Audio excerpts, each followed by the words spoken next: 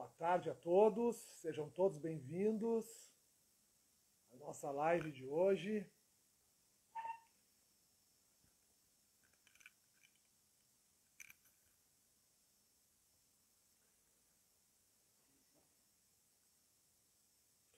Boa tarde a todos, sejam todos bem-vindos à nossa live de hoje.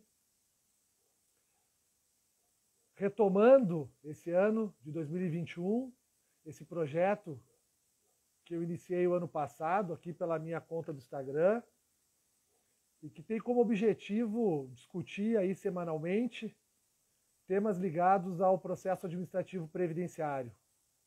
Nas últimas lives com foco muito específico no recurso administrativo.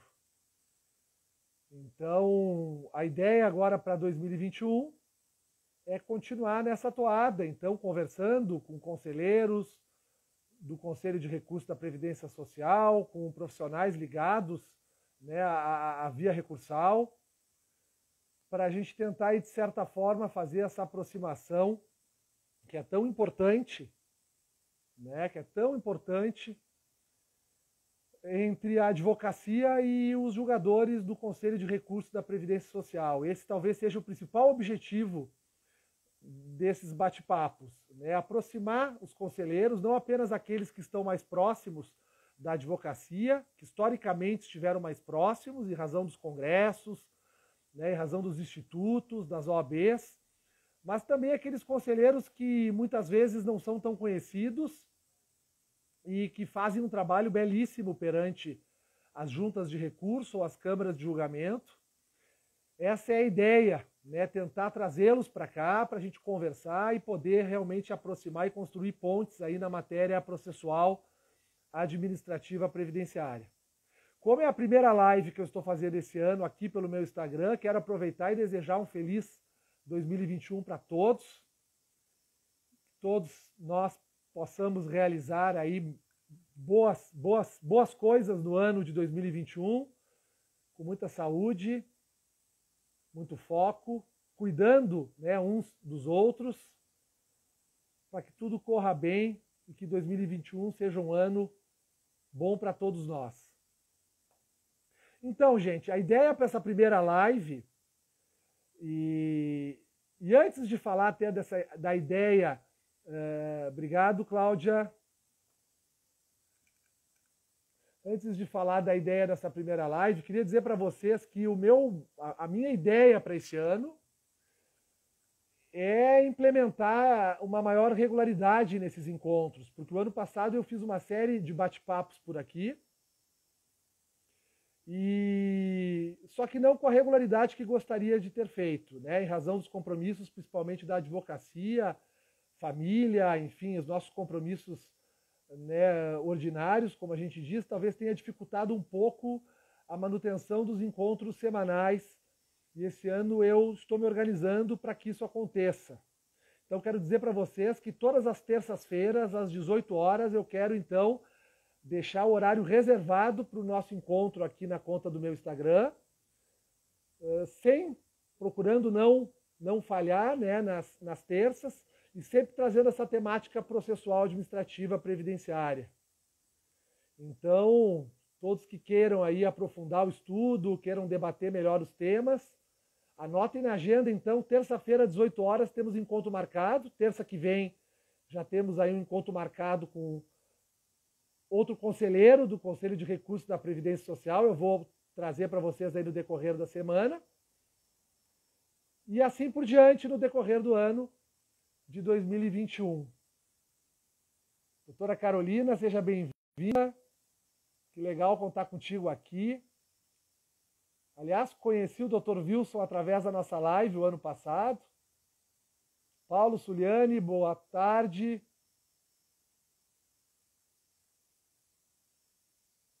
Dr. Vitor Miranda, seja bem-vindo. Sandro Carvalho. Bom, eu já vou de imediato puxar aqui o meu convidado, portanto, que é o Dr. Wilson Fontoura, que é conselheiro do CRPS, atualmente atuando no momento atual na 24ª Junta de Recursos da Previdência Social no Espírito Santo.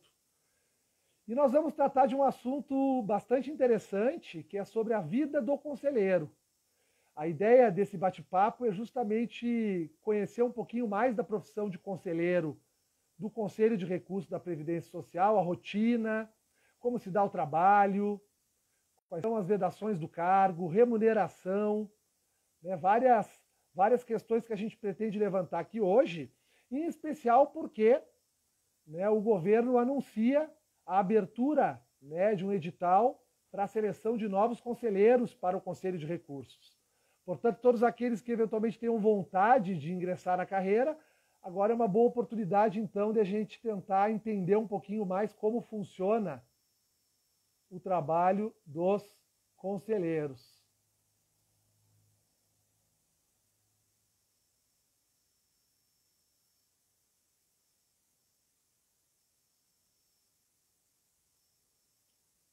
Mais um minutinho aqui.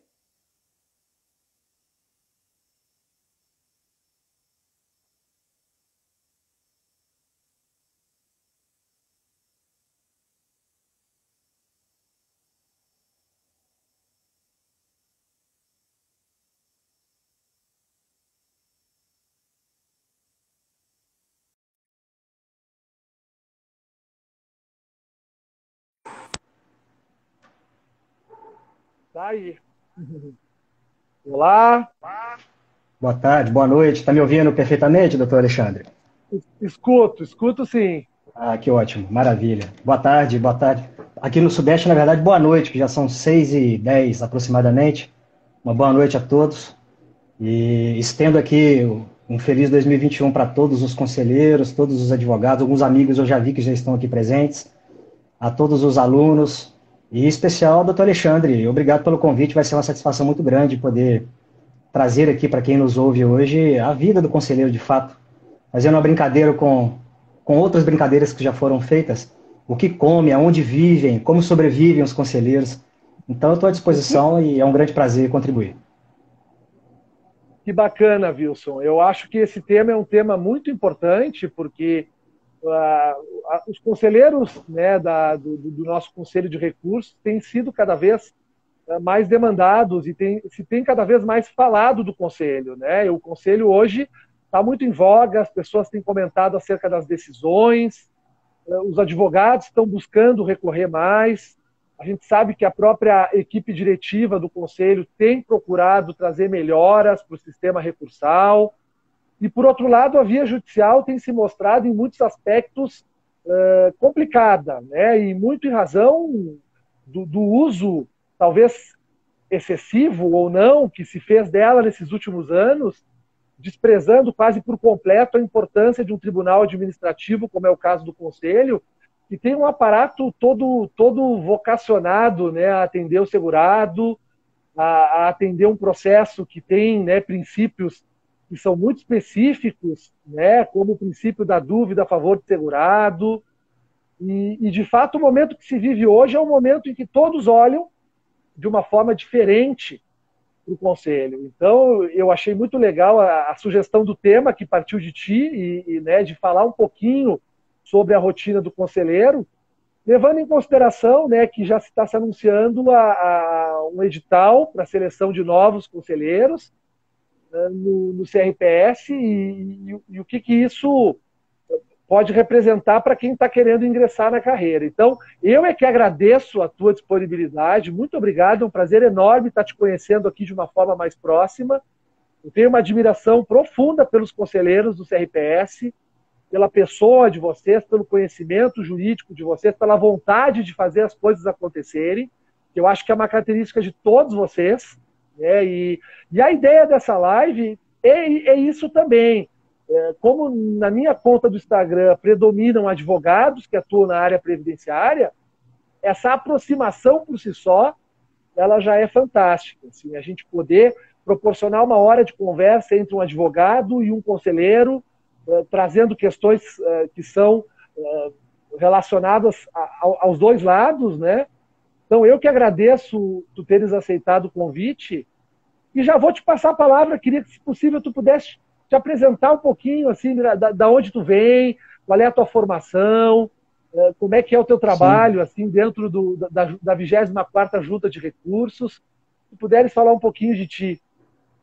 Antes de me apresentar adequadamente com o pedido, eu achei muito importante essa sua fala, no sentido de trazer conselheiros para o seu canal, abrir essa plataforma de contato conosco, porque a partir do momento que nós temos a oportunidade de mostrar como que é feito o trabalho, se desmistifica muitas coisas relacionadas ao Conselho de Recursos.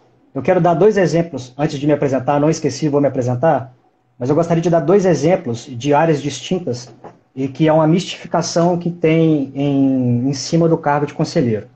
O primeiro exemplo que eu queria trazer é de um colega advogado aqui de Vitória do Espírito Santo, extremamente competente na área que ele atua, ele está sempre em sociedade com ex-desembargadores, ex-juiz, extremamente competente.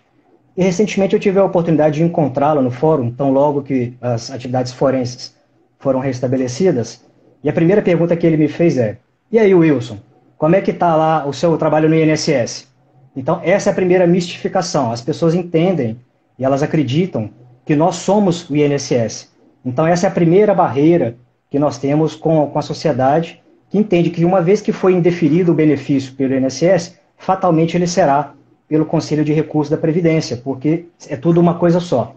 E o segundo exemplo que eu tenho é de uma pessoa da minha família, veja bem, que trabalhou por 30 anos no INSS, não estava no setor de benefícios, mas trabalhava na estrutura do INSS, e quando eu disse recentemente para ela que eu atuava no Conselho de Recursos da Previdência Social, a primeira pergunta que me foi feita foi: oh, mas você passou no concurso quando que eu não fiquei sabendo? E eu falei para ela: não, eu faço parte de uma tríplice representação e não necessariamente eu preciso ser um servidor. Posso sê-lo, mas não necessariamente eu sou. E ela me relatou que quando ela era indagada por pessoas, na época que ela ainda estava na ativa no INSS, quando ela era indagada sobre a possibilidade de recorrer administrativamente, ela mesma dizia: olha, não vejo interesse em você recorrer administrativamente, porque se nós negamos aqui, eles vão negar lá, porque é tudo uma coisa só. Vejam bem, tanto um advogado experiente como uma pessoa que esteve dentro da estrutura do INSS, ainda assim fazem essa confusão. E esse crescimento que vem sendo feito do Conselho é um trabalho árduo, contínuo. Eu não falo aqui, deixo claro que eu não falo aqui em nome do Conselho, falo em nome do Wilson Fontoura, mas é um trabalho contínuo de todos os presidentes que vem passando, de modernização, de divulgação, e o resultado que nós estamos alcançando hoje, se olharmos para trás 10 anos, estamos há muitos anos-luz do que nós tínhamos antigamente. Mas bem, respondendo especificamente a sua pergunta, eu sou advogado de formação, fiz faculdade de Direito, sou advogado pós-graduado em Direito Público, e até o ano de 2014 eu advogava. Assim como muitos advogados em início de carreira, eu me associei a um escritório de advocacia, mas eu tinha aí 10, 12, 13 horas de trabalho por dia, e eu comecei a perceber que esse exercício, essa vontade que eu tinha de trabalhar, ela não revertia nem no meu tempo, nem na minha saúde, principalmente na parte financeira. Então, nesse meio tempo, uma colega com quem eu já havia trabalhado, ela me explicou um pouco mais sobre o funcionamento do Conselho, e tão logo surgiu uma oportunidade aqui em Vitória, no Espírito Santo, ela me questionou se eu havia interesse. E como nós vamos tratar hoje aqui sobre a flexibilidade do trabalho do conselheiro, da facilidade que o conselheiro tem de trabalhar, isso encheu os meus olhos. Eu me debrucei ainda mais, porque já tinha um tempo que eu não estudava o direito previdenciário. Eu me debrucei ainda mais na matéria previdenciária, me preparei adequadamente e estou, há 7 anos, desde 2014, eu estou exercendo esse cargo que me deixa muito feliz, muito contente por prestar um serviço que hoje eu consigo ver que reverte para a minha saúde, reverte para a minha família e principalmente reverte para a sociedade também. Que bacana, já é uma experiência bem importante, né? Já são aí 6 anos, 7 anos, a rigor, 7. né? 7 anos à frente do Conselho. Imagina a quantidade de processos e matérias que já não passaram pelas suas mãos, né? E sessões de julgamento, sustentações orais nesses anos todos.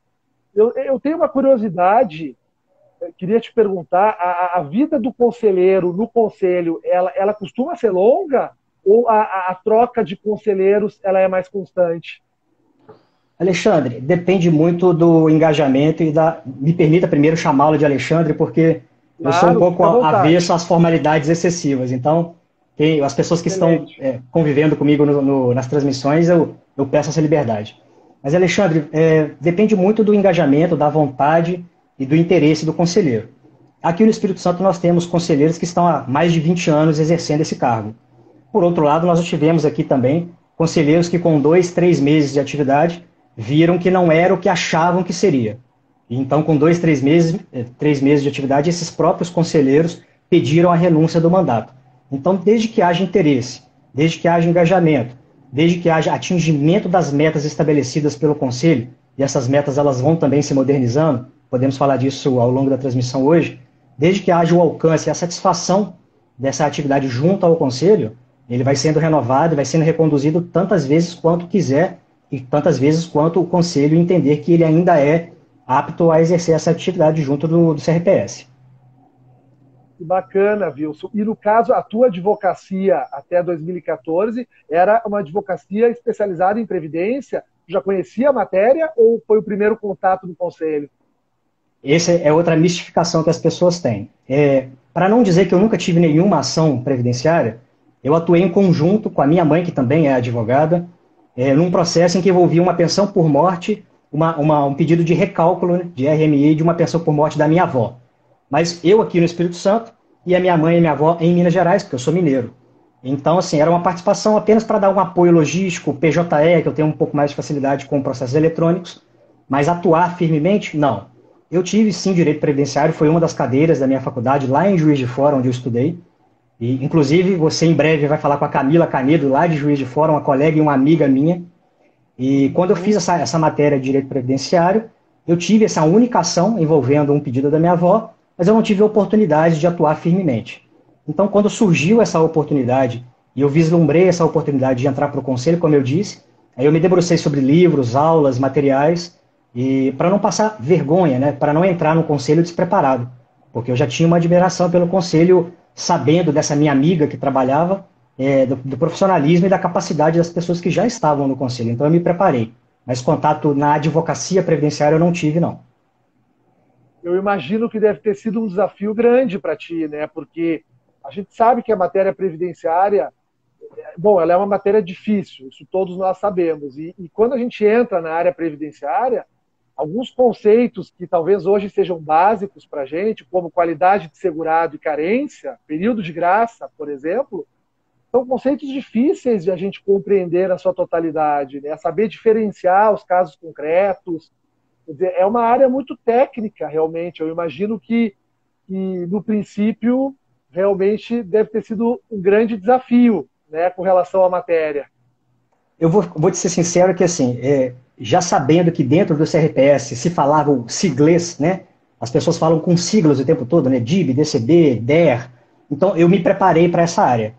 A minha dificuldade é que quando eu entrei no CRPS, eu já tinha aproximadamente 10 anos de advocacia, e a gente vê que o processo previdenciário, em alguns aspectos que para nós é muito caro, como, por exemplo, a tempestividade recursal, ele não era tão rígido dentro do processo, aliás, o processo previdenciário administrativo ele não é tão rígido como o processo previdenciário judicial. O tempo de você embargar, um tempo para você recorrer, a possibilidade de você levantar uma intempestividade recursal. Então eu tive um pouco mais de dificuldade para assimilar e aceitar no fundo do meu coração que o direito administrativo ele tem que ser um pouco diferenciado do direito judicial, né, o processo. Mas meu grande impacto foi na área processual de fato. A parte de matéria eu acabei pegando muito rápido, porque eu já vinha da advocacia trabalhista que permeia, ele tem um certo pé dentro do direito previdenciário, então eu tive um pouco de facilidade para assimilar a parte material. A questão processual é que foi minha grande barreira no início. Interessante. Não, sem dúvida, porque o processo que é aplicado no Conselho é um processo que tem essa característica administrativa muito forte, né? Sim. Algo que não raras vezes a gente não vê no judiciário, né? Que acabou construindo princípios próprios e regras que são regras também de proteção, às vezes ao segurado e tudo mais, mas são diferentes daquelas regras clássicas do contencioso administrativo, contencioso clássico aquele, né? Pelo fato de não ter, talvez, na instância do INSS, um julgador, uma terceira pessoa para julgar a matéria, né? Só há, de fato, esse julgador quando há o recurso administrativo, e toda a forma peculiar que o conselheiro tem que avaliar o processo quando recebe esses recursos, né?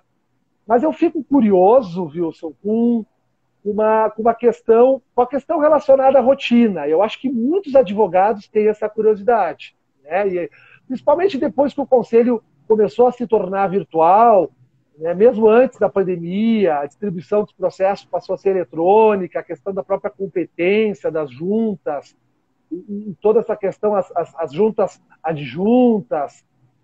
Uma curiosidade muito grande, como é que se dá a rotina do conselheiro, como é que é o trabalho de um conselheiro hoje.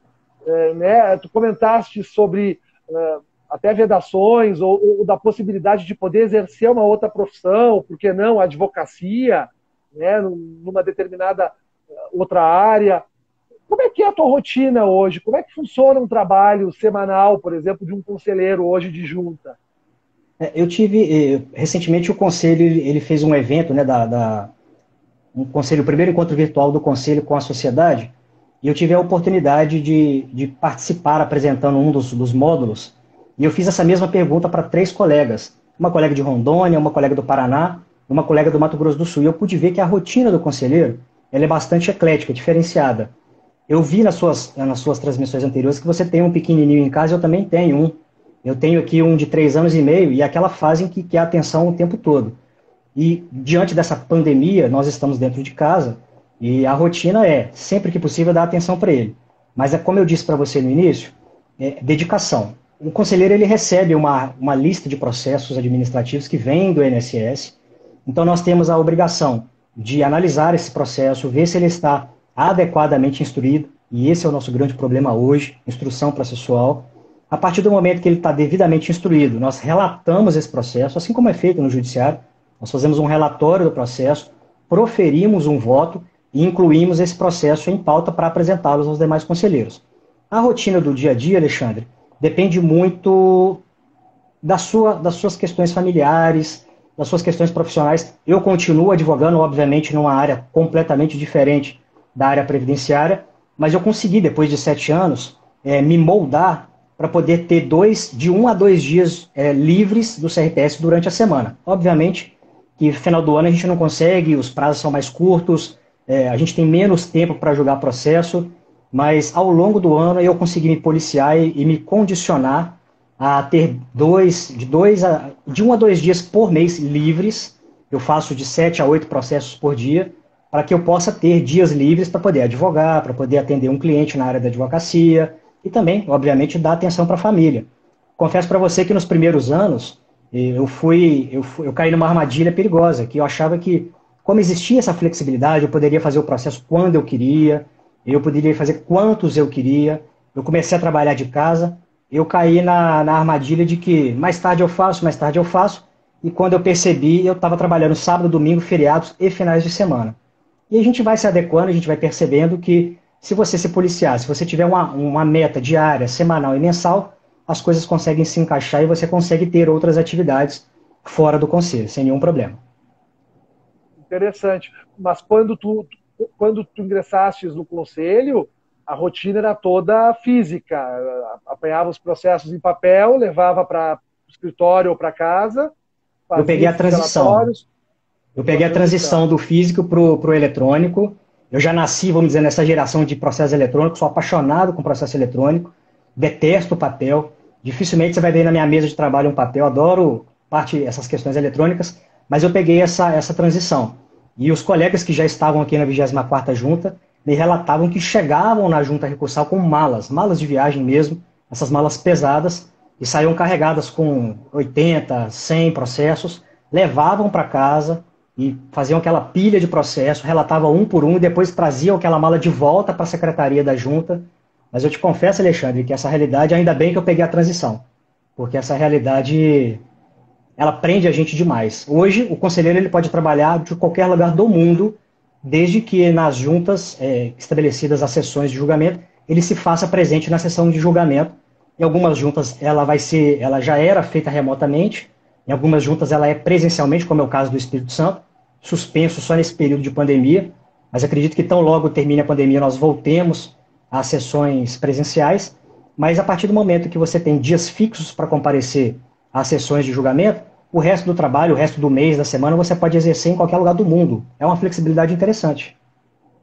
Claro, sem dúvida, sem dúvida. E a questão do relatório, nós temos participando aqui da live o doutor Délio, que é um colega advogado de Minas Gerais, de Minas, e é servidor do INSS, que faz parte das nossas atividades do G4 também. E ele pergunta, né, existe um prazo quando recebe esse processo? Existe um controle por parte da secretaria para a devolução desse relatório, colocação do processo em pauta? Sim. Como é que funciona esse espaço de tempo? Nós estamos, como eu disse, assim, nós estamos num momento de transição no mundo, né? Essas questões relacionadas à pandemia, elas dificultaram um pouco o processo, tanto judicial como o processo administrativo também. Via de regra, no regimento interno, nós temos 30 dias, a partir do momento que o processo cai na nossa caixa de processos eletrônicos, nós temos 30 dias para pautar esse processo. Ou para solicitar uma diligência preliminar, enfim. Esse processo só pode ficar na nossa caixa a partir de 30 dias. Até 30 dias. A partir do 30º dia, ele começa a gerar um apontamento, ele vai mudando a cor dentro da nossa caixa de processo e a secretaria tem essa informação. Ocorre, como eu disse, a gente está vivendo agora num momento de pandemia e que, coincidentemente com a pandemia, o CRPS ele assumiu a responsabilidade, através de um convênio traçado junto com o INSS, para que nós auxiliássemos na instrução processual. Então, o que aconteceu? Quando abriram, não sei se você se recorda, no final de 2019, tinha mais de 1 milhão de processos represados no INSS. Então, quando eles abriram as comportas de processos, alguns conselheiros chegaram a ter 500, 600, 900 processos na sua caixa. E aí, Alexandre, qualquer ser humano que faça uma conta mínima sabe que 900 processos em um mês é humanamente impossível. Então, o doutor Marcelo, junto com a secretaria e com as cabeças pensantes do conselho, ele editou uma portaria para que esse período ficasse relativizado por enquanto não se regulariza essas questões de excesso de processos na Caixa, mas eu acredito que em breve voltaremos para o regimento interno de 30 dias, e aí o processo precisa ser pautado e julgado. Mas, infelizmente, por questões logísticas somadas a esse ano de pandemia e essas questões envolvendo o excesso de encaminhamento de uma vez só de processo do INSS, isso está temporariamente levantado, está suspenso. E convenhamos, o prazo de 30 dias, apesar de sabermos, né, que é um prazo aí que norteia, né, as relações administrativas, a própria Lei 9784, né, traz lá o prazo de 30 dias para a administração, claro que não para o Conselho, para a administração, mas é um prazo curto, né? Se a gente pensar, por exemplo, o tempo que leva um recurso judicial, por exemplo, seja para uma turma recursal em Juizado Especial Federal, e aqui no Rio Grande do Sul chega a levar 6 meses a 1 ano, né? E no âmbito do rito comum, aqui no TRF da 4ª Região, os recursos têm levado 1 ano e meio a 2, em algumas hipóteses, para serem pautados e serem julgados. E não adianta, o ritmo acaba sendo ditado pelo número de processos e agora pelo contexto social que a gente está vivendo também. Então, me parece que... Eu tive a oportunidade esse ano, Alexandre, só te interrompendo rapidamente, eu tive a oportunidade esse ano de conhecer alguns conselheiros de outras juntas em razão de um projeto paralelo que eu tenho. Então, assim, eu te garanto que se os processos chegassem para nós devidamente instruídos, e a doutora Carolina falou disso na live anterior, que nós temos esse problema com a instrução processual, se os processos chegassem para nós com a instrução perfeita, com os advogados, inclusive, contribuindo, como a doutora Carolina havia citado, na hora da instrução processual, entrar com um recurso administrativo quando tiver ciência que, de fato, os processos estão devidamente instruídos, eu tenho certeza que em 30, 40 dias, após a interposição de recurso, o julgamento já teria sido concluído e a satisfação, ou não, enfim, teria uma decisão por parte da junta. E eu vi recentemente numa live do Dr. Marcelo Bócio que o planejamento, e eu não duvido que ele vai conseguir alcançar isso, porque ele é bastante determinado, ele quer implementar que, a partir do momento que o segurado ele dê entrada no requerimento de benefício, lá no 1º grau, lá no INSS, no prazo máximo de 6 meses, esse processo está encerrado, contando com análise de junta e análise de CAGE e eventuais embargos. Então, se isso acontecer, vai ser um avanço absurdamente incrível para todos nós. Eu tenho certeza que isso vai alavancar cada vez mais o Conselho. Sem dúvida. Fiquei refletindo sobre a tua fala. Deixa eu ver se eu entendi bem. Bom, Claro, nós não podemos jamais afastar do Conselho de Recursos, talvez uma das suas características mais importantes, que seja essa devolutividade plena da matéria. Basta o segurado colocar lá que não concorda, né, e pelos princípios que regem o processo, vai chegar um conselheiro, ele vai instruir, vai analisar, e vai se ter uma decisão de segundo grau, primeira ou segunda instância recursal. Mas, Wilson, pelo que eu entendi na tua fala, eu acho que isso é bem relevante a gente destacar aqui, o advogado fazendo um bom trabalho instrutório do recurso, demonstrando o direito violado, de repente adiantando parte da documentação necessária para a constatação desse direito, isso pode facilitar o trabalho do conselheiro. Com certeza. Como eu estou repetindo aqui, e eu estou batendo nessa tecla porque eu não tenho dúvidas da capacidade dos conselheiros, conheço vários, e não tenho dúvida nenhuma da capacidade deles. Mas o problema, Alexandre, é que o conselheiro ele quer trabalhar, ele quer atingir as metas, ele quer colocar processos em pauta para poder julgar e julgar novos processos. Mas acontece muitas vezes que um advogado, ou até o segurado desassistido de advogado, ele faz um requerimento recursal, mas aquilo que ele fala no recurso, a gente não consegue encontrar no processo. Às vezes ele faz menção a um documento, um histórico escolar, por exemplo, que em tese poderia comprovar a atividade rural dos pais. Nós vamos procurar no processo e não está lá. Nós vamos procurar, por exemplo, no caso de um pescador artesanal, ele tem uma carteira no Ministério da Pesca, o advogado faz menção a essa carteira e a carteira não está lá. E aí o que nós, conselheiros, podemos fazer? Graças a Deus, esse ano de 2020 nos proporcionou acesso a algumas outras bases de informações. E hoje o conselheiro ele tem muito mais informação do que tinha há 1 ano e meio atrás. Mas muitas vezes nós acessamos essas bases de informações e mesmo acessando vários protocolos feitos, nós não encontramos a carteira de pesca. Nós não encontramos o histórico escolar. Então o que acontece?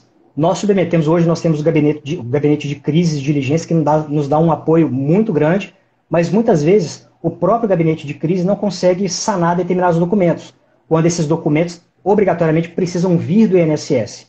Por exemplo, uma pesquisa externa. Não adianta eu solicitar ao segurado que apresente a pesquisa externa se essa pesquisa foi feita pelo INSS. E aí, Alexandre, quando nós voltamos o processo para as agências de origem, eu não tenho como mais falar para você que esse processo vai ser julgado em 30 dias. Porque nós sabemos que desde que veio essa reforma da Previdência, houve uma aposentadoria em massa de servidores e o trabalho que já era feito com a corda no pescoço, vamos dizer assim, esse trabalho praticamente ficou paralisado. Então, é um trabalho de conta-gotas. Então, quando o advogado ele tem essa diligência de acompanhar o processo administrativo, ver que, de fato, aqueles documentos que ele faz menção no recurso estão colacionados no processo e ele sabe que esse processo vai chegar para nós instruído, é muito mais fácil para a gente, muito mais fácil para o procurador e, obviamente, mais fácil para o segurado também, né? O grande problema hoje é a instrução processual. Perfeito. E combina muito com o comentário que tu fizesses na live com a Carolina. Eu lembro do teu comentário quando tu fala exatamente disso, né? Dos advogados trazerem os fatos de uma forma o mais clara possível, procurarem instruir o processo da melhor forma possível, para justamente construir né? Claro que isso não vai resolver o problema, porque a gente sabe que existe uma demanda enorme, e acredito que até maior, de recursos que são protocolados diretamente por segurados, às vezes por procuradores que são familiares e que estão lá apenas para auxiliar, né, que aquele recurso suba e possam ajudar o seu familiar. Mas os advogados, os escritórios que estão se especializando nessa atuação administrativa, hoje com o meu INSS, a gente tem acesso a muitos documentos, os próprios laudos médicos, né, do Serviço de Perícia Médica Federal, o próprio CNIS, a gente tem acesso às cartas de concessão com mais facilidade, os extratos de pagamento, o próprio Sim. processo administrativo em PDF, sempre completinho. Para quem advoga há mais tempo, sabe bem como era difícil obter a cópia de um processo administrativo há 10 anos atrás. Isso Sim. levava 2, 3 meses, né? O CD tinha que ir lacrado na agência, se não tivesse lacrado, não era gravado o arquivo no CD. É por isso que eu disse, os avanços que aconteceram nos últimos 5 anos são avanços incríveis, né? Essa questão da mala com processo, essa questão de solicitar cópia integral de um processo, hoje está tudo online, né? Hoje é tudo mais fácil. Eu queria aproveitar esse seu gancho, Alexandre, e responder aqui o Délio. O Délio está questionando por que a página do E-Recursos está fora do ar nos últimos dias. Délio, o e-recurso está fora do ar desde 2019, ele foi substituído pelo SREC, que é o Sistema de Processos Eletrônicos. Se você quer consultar o andamento processual, o doutor Alexandre já deu a dica através do meu INSS, tá? O e-recurso já não existe mais desde o final de 2019. Desculpa, Alexandre, te interrompi novamente. Imagina, a Cristiane Santana, que acho que é do Mato Grosso do Sul, pelo MS no final, ela diz que além de ser Mato tua Grosso fã, do Sul. Ela faz questão sempre de destacar. Ele é presidente da 22ª Junta, e todas as vezes que nós vamos anunciar, ela sempre faz questão. Mato Grosso do Sul. Tá certo, já sofri muito por isso. Já sofri muito por isso. E diz que quer te roubar para a 20ª Junta, 22ª, né? Junta de recursos. Hoje o processo é eletrônico, né? Eu havia brincado com ela numa outra transmissão, que nós fizemos representando o conselho, que hoje é tudo eletrônico. Hoje seria muito fácil conectar um conselheiro do Espírito Santo com uma junta do Mato Grosso do Sul, desde que haja autorização interna para isso. Hoje, para você ter ideia, Alexandre, a CAGE, ela funciona e ela funcionará através de acesso remoto, até mesmo nas sessões de julgamento. Então, eu adoro a Cristiane Santana é um dos expoentes na matéria de incapacidade dentro do Conselho, ela é uma das peças mais importantes do Conselho, e eu brinquei com ela. Se me quiser, é só pedir autorização para o presidente lá, que remotamente eu faço, sem nenhum problema, é um grande prazer. Que bacana, que legal essa união de vocês e esse mundo, eu costumo dizer assim, né? Esse mundo que existe no Tribunal Administrativo e que nós não conhecemos. Olha, eu há algum tempo estudo a matéria, eu pratico também no escritório, dentro do possível, mas eu tenho certeza que a advocacia ainda não conhece esse mundo como ele realmente é. Né? O tamanho dele, o peso dele, as pessoas envolvidas, o calor humano, o calor intelectual. E um pouco nós pudemos sentir isso, Wilson, com o Encontro Aberto ano passado. Eu achei aquele projeto um projeto fantástico. Permitiu, né, que os advogados pudessem conhecer um pouco nomes e pessoas que estão trabalhando, como é o teu caso, com inúmeros projetos, né, e visando melhorar a efetividade, discutir os temas. Então isso é muito legal. Eu automaticamente... Oi, fica à vontade. Não, pois não. Pode concluir, por favor. Não, fica à vontade. Eu acho que esse momento de pandemia foi um momento de transição e de desespero para muitas pessoas. Mas meu pai costuma falar que Deus nunca fecha uma porta sem abrir uma outra porta. Então esse momento de pandemia em que todos ficamos em casa, fomos obrigados a ficar em casa, ele acabou proporcionando, eu vou dar um testemunho pessoal, eu tenho 7 anos de conselho, e nesses 6 anos e meio para trás de conselho, eu conhecia a Camila, que é de Juiz de Fora, conhecia um presidente de junta ou outro, através de grupo que nós temos de conselheiros, mas nos últimos 6 meses, Alexandre, o que eu consegui conhecer de colegas, trazer colegas, criar projeto com colegas e conhecer todas. Eu pude realmente, de fato, conhecer o CRPS nesses últimos 6 meses, porque as pessoas ficaram em casa, as pessoas começaram a criar conteúdos para as redes sociais, como eu fiz, e através dessas criações é que, de fato, nós conseguimos ver que aquele número de celular que estava no grupo do WhatsApp, ele tinha um rosto, ele tinha uma história, ele tinha todo um background que vinha com ele, e eu pude hoje conhecer Cristiane Santana, que está aí falando, a Carolina Albuquerque, que falou com você, a Camila, que falará com você, o Paulo Vitor, que já falou com você. São todas as pessoas que já participaram do nosso projeto paralelo, que é um fórum de debate que nós temos, e que são pessoas que engrandeceram absurdamente a minha experiência dentro do Conselho. Então, essa proximidade, da mesma forma que eu disse no início da nossa transmissão, você trazer conselheiros para conversar, desmistifica essa imagem que nós, conselheiros, temos perante a sociedade. Internamente também nós tínhamos algumas mistificações. Por exemplo, eu vou falar com um presidente de outra junta, mas quem sou eu, conselheiro de uma unidade, poder conversar com o presidente de outra junta? E hoje eu tenho proximidade com os presidentes, tanto de junta como o presidente de CAGE, o presidente Dr. Marcelo Bórcio. Então é muito gratificante, é muito legal ver que de um lado nós tivemos a porta fechada, mas um universo se abriu do outro lado. É muito gratificante, de fato. Que legal. Aliás, a Camila está participando aqui, deixou um comentário sobre a questão probatória, né, de que, sem dúvida, é talvez a maior dificuldade do Conselho, e a gente tem visto pelas ações que têm sido feitas, que com certeza é realmente um dos grandes desafios, né? Mas, Wilson, eu obrigatoriamente preciso entrar no assunto, se você achar que não quer falar sobre ele, sem problema, mas eu acho que é muito interessante para quem está antenado na carreira de conselheiro, que diz respeito à remuneração. Como funciona a remuneração? Acredito, né, já não vai te opor a gente conversar um pouquinho sobre isso, Não. de uma forma objetiva, obviamente, mas como funciona a remuneração do conselheiro?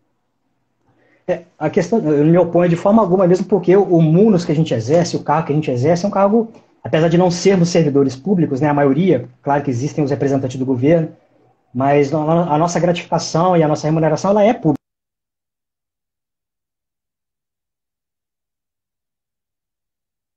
Sem dúvida.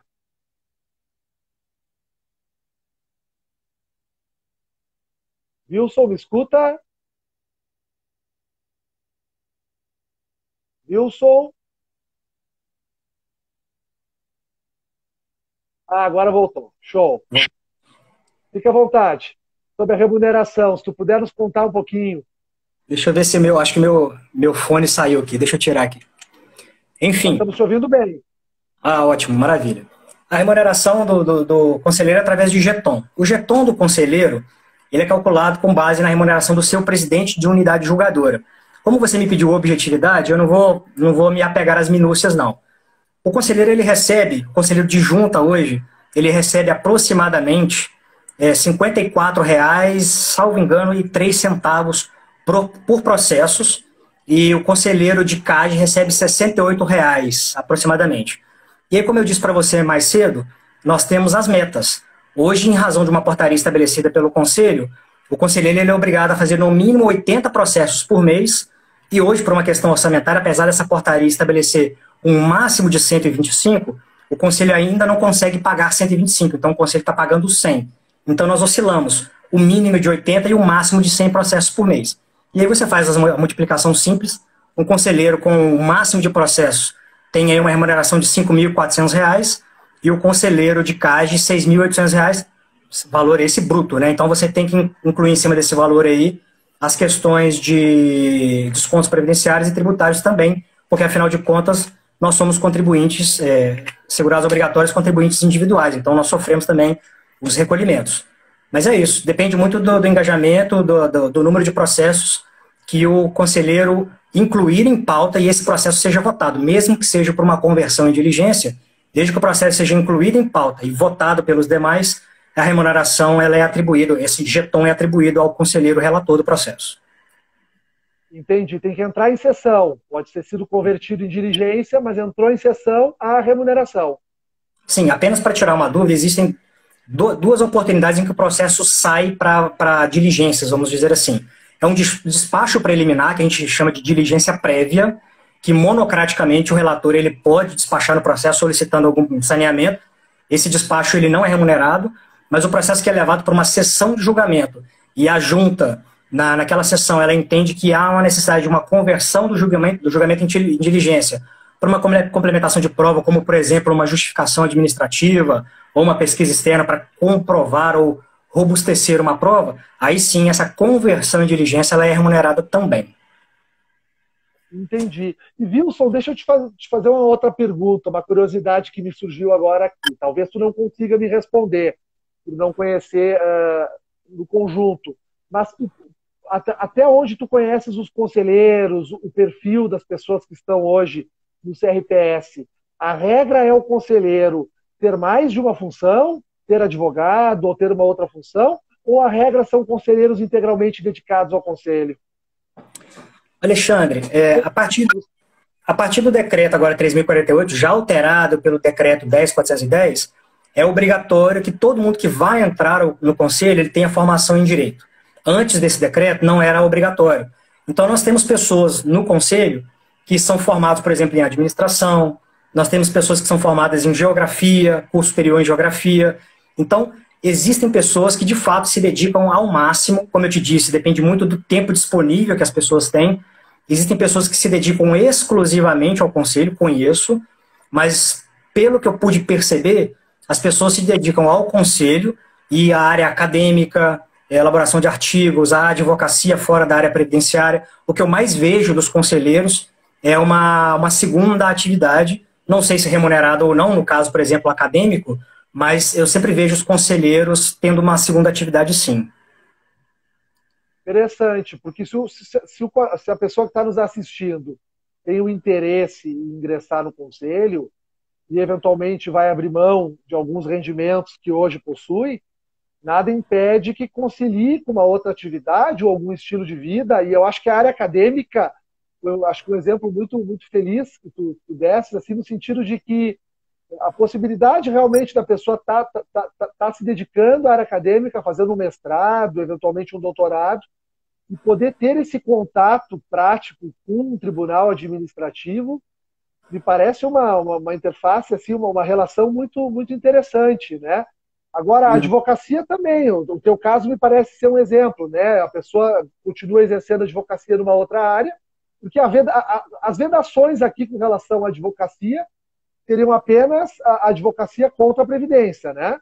Sim, por uma questão de cautela, a advocacia contra a Previdência sem dúvida nenhuma, o principal impedimento para um advogado atuar como advogado. Por uma questão de cautela, eu também parei de atuar na área trabalhista, porque na fase de execução trabalhista, fatalmente, nós temos reclamações em relação a recolhimentos previdenciários, e o INSS ele é chamado no processo trabalhista, seja para impugnar cálculos, seja para apresentar os cálculos devidos. Então, para que não haja nenhuma margem de dúvidas, eu também abdiquei de atuar na área trabalhista para não ter nenhum tipo de problema. Interessante, que bacana. Dá para ter uma boa noção de como é que funciona a questão da remuneração e complementa também a questão da rotina, né? Como o trabalho é flexível, né? Dependendo da proatividade do relator, da relatora, eu sei que tem colegas que se dedicam mais aos finais de semana. Aquilo que eu, por exemplo, e outros colegas fazemos ao longo da semana, alguns colegas pegam sábado e domingo, de 8 da manhã à meia-noite. Muitas vezes eu recebo mensagem, eu não, né? O Grupo Nacional de Conselheiros. Existem mensagens às 1h30 da manhã, às 2 da manhã, perguntando se o sistema está funcionando, porque o sistema caiu para aquela determinada pessoa. Então eu conheço pessoas que se dedicam a outra atividade durante a semana e separam sábado, domingo, finais de ano, feriados, para exercer a atividade como conselheiros. Perfeito. Wilson, deixa eu te fazer uma pergunta, que foi uma pergunta da Tatiana, que está assistindo a nossa live aqui, sobre as sessões de julgamento, né? Porque as sessões de julgamento, historicamente, são presenciais, né? E sempre ocorreram de forma presencial. Quem já atua no processo administrativo recursal sabe que tem características que são muito típicas, né, dela, no caso, a informalidade, não tem aquela formalidade que se tem numa sessão de julgamento dos processos judiciais, mas, via de regra, a gente não conta na sessão de julgamento com outras pessoas sentadas assistindo a sessão de julgamento, né? E o que pode ser, dependendo de quem vai sustentar, um fato positivo, né? Brincando aqui, quando a pessoa está nervosa, não quer que tenha ninguém junto, né? Agora, a gente sempre, nos cursos, sempre nas lives, todo o trabalho que a gente faz, a gente deixa bem claro que esse tipo de problema o advogado não vai enfrentar. Porque não existe a lógica da tribuna, não existe a lógica da toga, não existe nem a lógica do limite de tempo, né? A gente sabe que existe um ambiente muito tranquilo, mas eu te faço essa pergunta no seguinte sentido: se algum colega que queira ingressar no conselho, participar da seleção que vai ocorrer em breve, queira assistir sessões de julgamento, mesmo por videoconferência, é possível ter esse acesso ou não? É possível, primeiro, que as sessões são públicas via de regra, então não há nenhum sigilo. Eu te confesso que em 7 anos que eu estou, não me lembro de nenhum processo administrativo que tenha tramitado em segredo ou sigilo. Então, via de regra, as sessões são públicas. Não tive essa indagação por nenhum. É a primeira vez que eu sou indagado em relação a isso.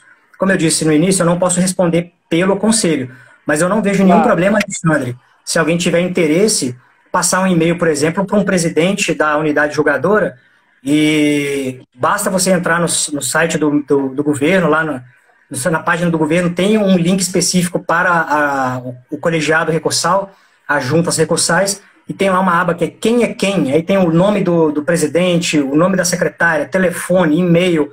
Esses dias eu fui ver, o e-mail já está alterado para o novo domínio, que é o domínio do @economia, então não vejo nenhum impedimento de que você possa passar um e-mail ao presidente da unidade julgadora, demonstrando interesse em assistir uma sessão de julgamento, e o presidente, cada presidente da sua unidade utiliza uma ferramenta de videoconferência, o presidente simplesmente vai passar o link e essa pessoa vai poder assistir a sessão de julgamento sem nenhum problema. Não vejo nenhum impedimento legal nem normativo para que isso aconteça. E reiterando, como se trata de um tribunal administrativo muitas vezes baseado na informalidade, basta um simples telefonema para o presidente, passar um e-mail, não vejo nenhum problema não. Tenho certeza que os presidentes vão ter o maior prazer em receber qualquer pessoa que queira assistir às nossas sessões. Vai ser um grande prazer, inclusive. Que legal, não, sem dúvida. E só fazer um adendo, o doutor Marcelo Bossi, numa live recente, o doutor Marcelo Bossi tem uma série de pensamentos, e um dos pensamentos dele é conseguir um sistema em que todas as unidades julgadoras, todas as CAGES, consigam fazer as suas transmissões através de uma única plataforma do Conselho, e qualquer pessoa no mundo vai poder nos acessar, da mesma forma como nós acessamos hoje as sessões de julgamento do STJ, do STF. Aqui no Espírito Santo nós conseguimos acessar as sessões de julgamento do TRT. Basta que você tenha esse link e que você vai acessar independentemente de autorização. Então, se também o doutor Marcelo Bossi conseguir colocar isso em prática, eu acho que a publicidade e a notoriedade do Conselho vai ser ampliada ainda mais. Bacana. Eu ia dizer para a Tatiana, faz um acesso ao portal do CRPS no Ministério, pesquisa ali no próprio Google, tu encontra o organograma do Conselho, ali tem todos os nomes dos presidentes, integrantes das juntas, das câmaras de julgamento, com e-mail e telefone, faz um contato por e-mail, informa o teu interesse em conhecer um pouquinho melhor a dinâmica, tenho certeza também, assino embaixo, né, na condição de advogado. Eu posso falar pelo meu presidente daqui, da 24ª, doutor Marcos Barbosa, tenho certeza que posso falar pela Cristiane Santana, que estava aí presente, da 22ª, posso falar pelos presidentes que eu conheci, que eu tive a oportunidade de conhecer, eles terão o maior prazer de receber essas pessoas e terão o maior prazer de mostrar como de fato acontecem as sessões de julgamento. Vai ser um grande prazer. Que legal. Wilson, a gente está encaminhando para o final, mas eu não poderia deixar de te fazer uma pergunta que acho que vai fechar bem a nossa conversa, com relação, então, a essa notícia, né? Eu vi que o presidente Marcelo já noticiou nas redes sociais, e eu vi alguns outros conselheiros também repercutindo, sobre a abertura, então, de um edital, né, a publicação de um edital para selecionar novos conselheiros. Qual a minha dúvida, e acredito que seja a dúvida dos colegas que não estão no Conselho, né? Como funciona de fato essa seleção? Esse edital me permite ingressar no Conselho independente da minha relação com uma entidade sindical ou patronal, ou não, eu preciso estar relacionado a uma entidade sindical, isso tem que vir da entidade sindical. Como que o colega, advogado ou não, que está assistindo a live, quer participar dessa seleção, como ele deve se preparar para a seleção? Alexandre, o edital ainda não saiu, então eu não tenho as informações técnicas. O que eu tenho são as informações que já foram vinculadas nos eventos que já passaram, inclusive essa postagem do Dr. Marcelo Bossi na semana passada, dizendo que o edital sairá até o final de janeiro. Então, assim, por uma experiência que eu tenho, e até em razão da previsão do Conselho estar na Constituição Federal, no Decreto 3048 e no regimento interno atual, é necessário sim que a indicação seja feita através do sindicato, mesmo porque esse tribunal administrativo chamado CRPS, ele tem a função de representar a sociedade, o governo, os empregados e os empregadores. Então a pessoa que vai se pleitear a uma vaga de conselheiro, ela tem que representar uma dessas representatividades sociais. Eu acredito sim, sem conhecer o edital e as minúcias do edital, o que eu sei é que a dinâmica vai mudar. Pelo que eu estou sabendo aqui, pela primeira vez a escola do CRPS vai fazer uma preparação para os candidatos, e após essa preparação será feita uma prova. Pelo menos é o que a gente ouviu nas publicações do Conselho de Recursos. Então, aparentemente, nós vamos ter uma escola fazendo um curso, e após esse curso, uma avaliação, e os mais avaliados, obviamente que respeitando essa indicação sindical, os mais bem avaliados serão chamados.